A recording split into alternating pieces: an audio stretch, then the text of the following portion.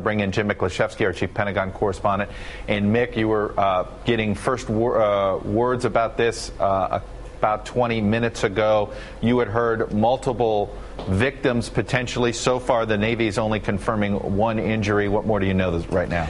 Well, according to naval officials we're talking to, a lone gunman opened fire there in the Navy Sea Systems Command at the U.S. Navy Yard in Washington, D.C., and several people are reported to have been wounded. No reports of any fatalities at this time. No idea whether the gunman is a sailor or a civilian, and apparently there was some ongoing activity. After the initial burst of gunfire in which several people were wounded, there were reports sometime later that there was additional gunfire in the building. D.C. SWAT teams and security officials entered the building, I would say now about 10, 15 minutes ago, in search of the gunman. No hint whatsoever that he has been apprehended. But again, they're reporting several people have been wounded in this incident. No reports of fatality. The identity of this gunman unknown, Chuck, and no idea as yet as to what kind of weapon this gunman was brandishing. Right, and I want to bring in add a couple more things here. WRC, of course, our local affiliate here in Washington, reporting 2 people inside the building have been shot, and that one of those shot was actually on the roof. Now, if the question, of course, is that where the gunman is now? None of that we don't know. I want to bring in Casey Hunt, one of our Capitol Hill reporters who happens to be in the area right now on the phone. Casey, what can you tell me about what you're seeing? Hey, Chuck. It is a chaotic scene here right now at the Navy Yard. There are multiple fire trucks, police cars, ambulances. There's an ambulance bus here. We were just moved across. We're standing across a parking lot from the Navy Yard, which is, of course, in southeast Washington, and they tell me that as of a few minutes ago, this was still an active shooter situation, so they don't yet have it under control. There are multiple law enforcement agencies down here. The D.C. police have taken the lead, that it appears, but the Park Police are also involved, the Capitol Police, and there are U.S. Marshals with long sniper rifles. So when they warned us to move back from the Navy Yard, they said that we were in physical danger standing too close to the yard itself.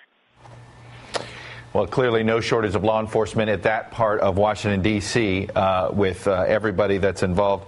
Mick, at this point, it is our understanding that D.C. police is taking the lead on this. Is that everything you're hearing? Jim, Mick, I want to go back to you.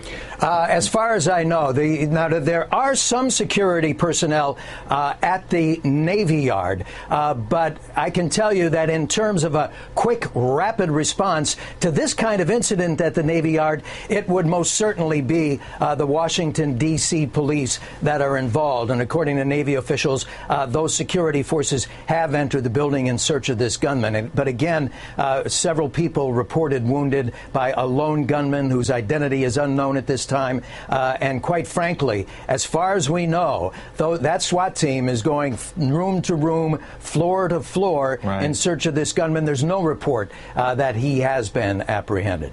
Hey, Mick, and not to say that you know the inner workings of every single military building under the rubric of the Navy, but this building in particular, is it more civilian personnel that work for the Navy, or is this uniformed personnel, or is it some sort of even split?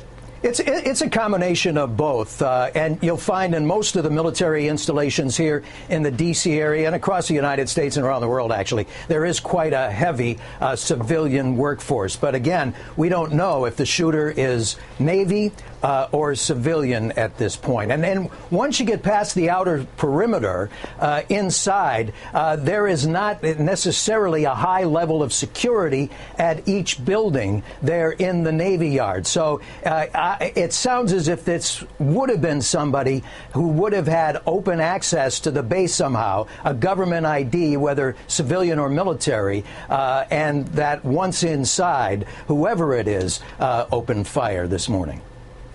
I want to bring